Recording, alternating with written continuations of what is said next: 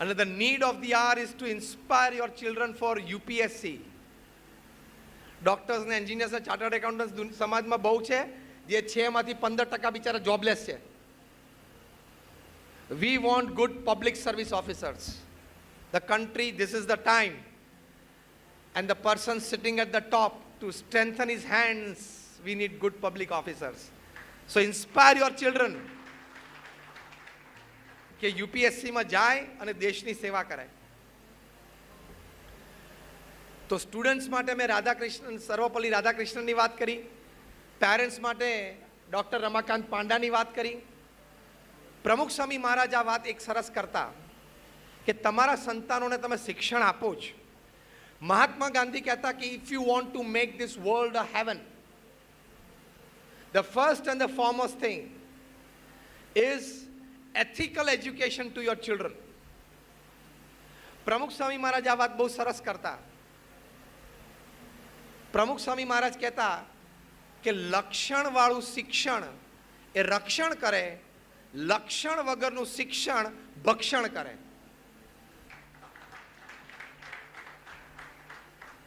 કારણ કે પ્રમુખ સ્વામી મહારાજ સમાજમાં ખૂબ ફર્યા, ખૂબ લોકોને મળ્યા.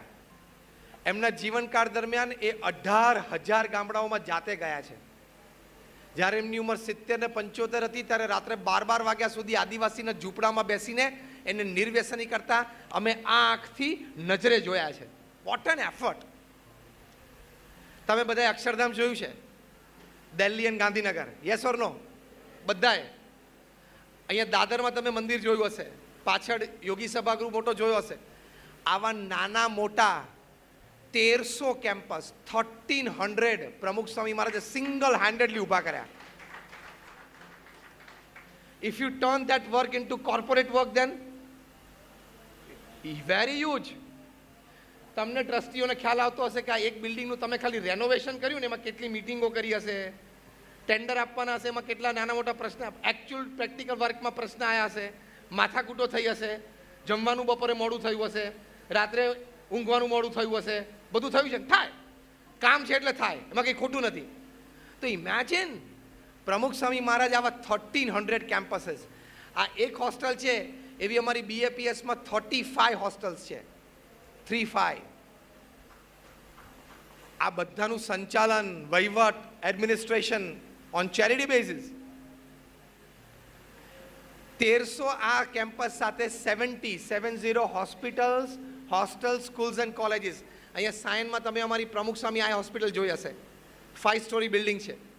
જ્યારે 1995માં અમે યેગ લેઝર્સ લાવ્યા ને, YAG યેગ લેઝર્સ, ત્યારે મુંબઈમાં કોઈ આઈ સર્જન પાસે યેગ લેઝર હતું નહીં. ચેરિટી બેઝ ઉપર છે પણ લેટેસ્ટ ઇક્વિપમેન્ટ્સ. આટલી મોટી સંસ્થા ચલાવવી, આટલો વિશાળ અનુભવ. એમના અનુભવ પરથી આ વાત કરતા કે લક્ષણવાળું શિક્ષણ એ રક્ષણ કરે અને લક્ષણ વગરનું શિક્ષણ ભક્ષણ કરે. જો લક્ષણ વગરનું શિક્ષણ કેવું ભક્ષણ કરે છે? તમે ગમે તેવા મોટા એડવોકેટ પણ બન્યા હો, મોટા લોયર પણ બન્યા હો, મોટી સત્તા પણ તમે પ્રાપ્ત કરી હોય, તો પણ તમે 5-7 દિવસ સીબીઆઈમાં અને હવે તિહાર જેલમાં રહી શકો છો.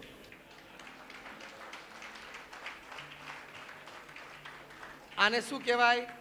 લક્ષણ વગરનું શિક્ષણ. એ શું કરે? ભક્ષણ કરે. આ હું પ્રમુખ સ્વામી મહારાજને ઇન્વર્ટેડ કોમાસમાં કોટ કરું છું. It's not just word to word, it's letter to letter. લક્ષણ વગરનું શિક્ષણ ભક્ષણ કરે. એટલે અહીંયા આપણે વિદ્યાર્થીઓ બેઠા છે, આપણે પણ વડીલો તરીકે આપણા સંતાનોનું વિદ્યાભ્યાસમાં ધ્યાન રાખીએ છીએ. તમે પણ હોસ્ટેલના સંચાલકો તરીકે ખૂબ સારું ધ્યાન આપો છો. પણ એને કહેજો, પ્રમુખ સ્વામી મહારાજનું એક બીજું વાક્ય તમને એજ્યુકેશનનું કહું, બહુ સરસ એ વાક્ય એ બોલતા કે શિક્ષણનું હૃદય એ હૃદયનું શિક્ષણ છે. હવે વિચારજો શાંતિથી. The heart of education is the education of heart. હવે અમે તમને એક નવો આયામ આપ્યો. બુદ્ધિનું એજ્યુકેશન તો સ્કૂલ કોલેજીસ આપે છે. અહીંનું એજ્યુકેશન જો નહીં મળ્યું હોય ને તો આ ધંધા કરશે. તો આ ધંધા થશે જ. કારણ કે more damage is caused to this world by literate people than illiterate people. Do you agree with me?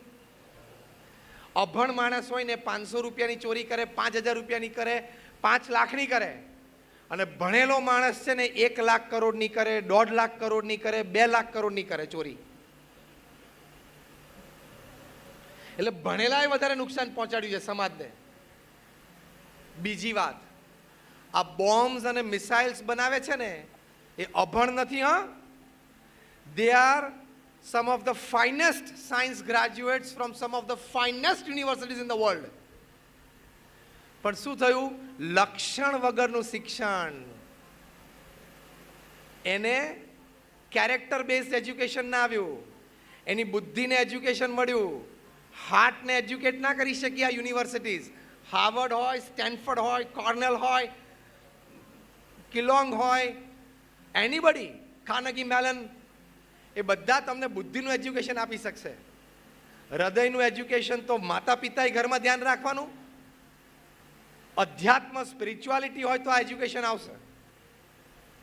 તો તમને વેલ્યુઝ, નોર્મ્સ, ડિસિપ્લિન્સ, એથિક્સ એ બધાની સભાનતા આવશે. આ બોમ્બ્સ અને મિસાઇલ્સ બનાવે છે બધા બહુ બુદ્ધિશાળી છે વૈજ્ઞાનિકો. 18 કલાક કામ કરે છે, પણ એને હ્યુમેનિટીનો ટચ નથી. એટલે 18 hours a day they work in laboratories to make things that can wipe out human population from upon this earth. તમને આશ્ચર્ય થશે કે પ્લુટોનિયમ બોમ્બ બન્યો. It kills but does not destroy. હવે આ મજાની વાત છે કે નહીં બોલો? આ બધા બહુ ભણેલા ગણેલા ભૂતોએ બનાવેલો બોમ્બ છે. હા, મેન તમે બીકોમ ગ્રેજ્યુએટ હોય બીએસસી વાળે નથી બનાવ્યો. It kills but does not destroy. એટલે શું? એટલે હું હસતા હસતા બોમ્બ વિશે વાત કરું છું કે તમે ટોયલેટમાં બેઠા હો અને આ બોમ્બ પડે, કારણ કે આ બોમ્બની વિશેષતા છે કે અમુક સ્ક્વેર મીટર્સમાં એ ઓક્સિજન સક કરી લે. એટલે જેમ માછલીને તમે પાણીની બહાર કાઢો ને તડફડીને મરી જાય, એમ તમે તડફડીને મરી જાઓ વિધાઉટ ઓક્સિજન. કારણ કે વિધાઉટ ઓક્સિજન તમે કે 0.5 કિલોમીટર દોડી ના શકો બહાર, જ્યાંથી ઓક્સિજન સક થઈ ગયું હોય એ રેન્જની બહાર. માછલીની જેમ તડફડીને મરી જાઓ. પણ તમારા ટોયલેટ પેપરને કાંઈ ન થાય. It does not destroy. એટલે હું હસતા હસતા વાત કરું છું કે આજના મોડર્ન ડે વૈજ્ઞાનિકોએ મનુષ્યના જીવનની કિંમત ટોયલેટ પેપર કરતાં પણ નીચી ઉતારી દીધી. આ ભણતર, આ એજ્યુકેશન, કે you reduce the value of human life beyond toilet paper price. કે when the plutonium bomb is dropped, you are killed, nothing happens to your toilet paper. આ લક્ષણ વગરનું શિક્ષણ. લક્ષણ નહીં હોય ને તો તમારી કોર્પોરેટ કરિયરમાં, on the path of your professional career, તમને ઘણા બધા એવા રસ્તાઓ દેખાશે સ્લીપરી, કે જો હું આ રસ્તે જઉં ને, easy money, easy progress, easy promotion, પણ એ અનએથિકલ રસ્તો હશે.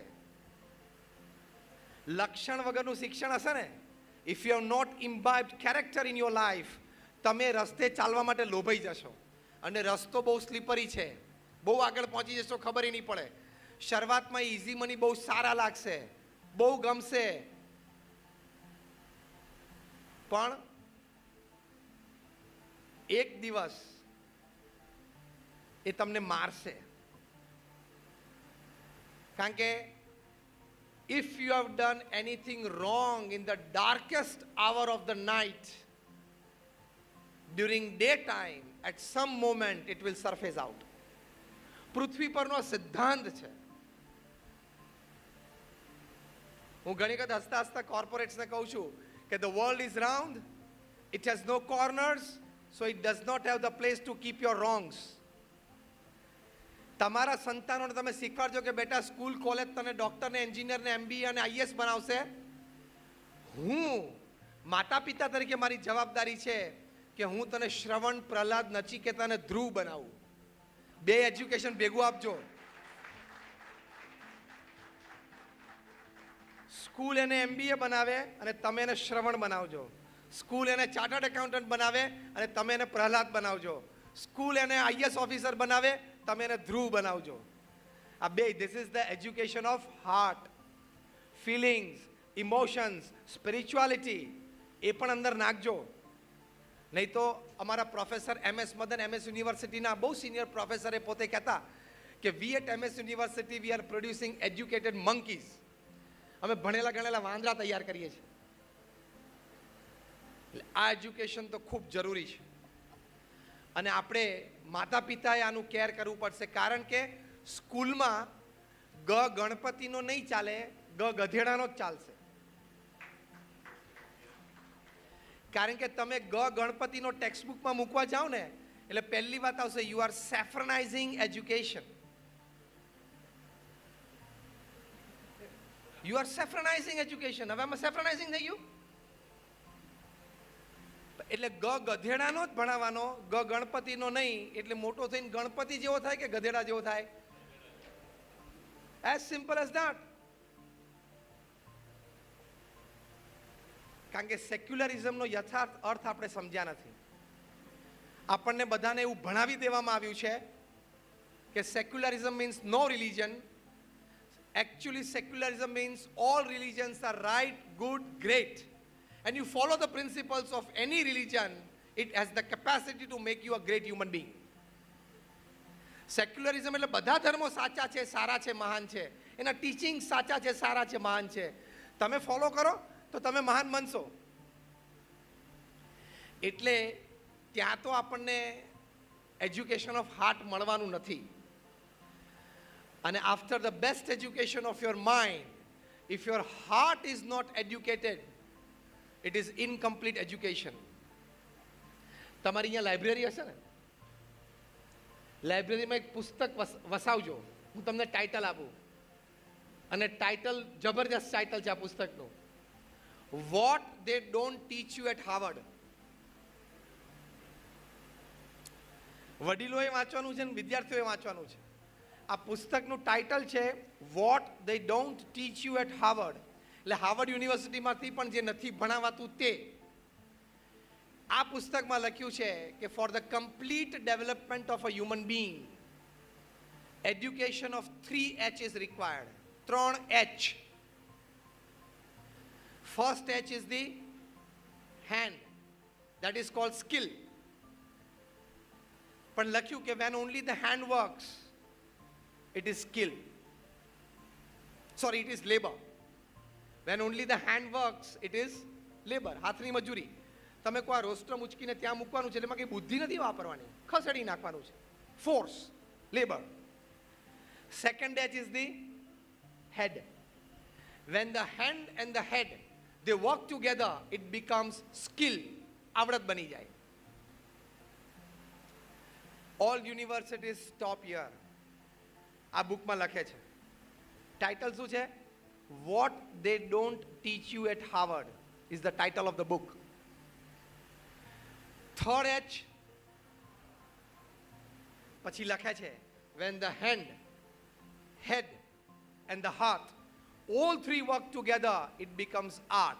Make every act and work of your life an art. Involve your heart in it.